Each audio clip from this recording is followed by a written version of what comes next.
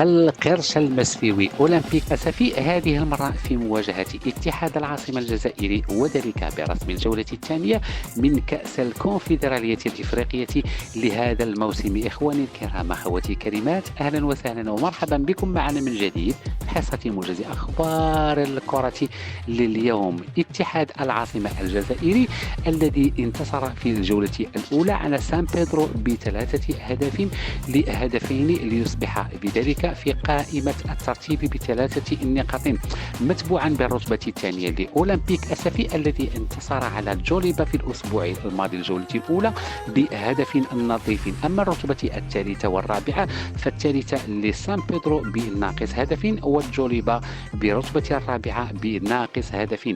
قبل ذلك إخواني الكرام أخواتي الكريمات، إذا كنت جديد معنا في القناة ما تبخلش بالضغط على زر الاشتراك وخلوا لنا لايكاتكم وكذلك تحفيزاتكم بالضغط على زر الاشتراك وفعلوا زر التنبيهات باش يوصلكم دائما جديد قناتنا المتواضعة. وبسرعة نعود للموضوع. إذن أولمبيك أسفي واتحاد العاصمة الجزائري في الجولة الأولى في الجولة الثانية كل هذا من قنوات البين سبور إكسترا 3 في أمسية يوم الأحد 30 من هذا الشهر ابتداء من الساعة 8 مساء. لم يبقى لي إلا أن أشكركم جزيل الشكر.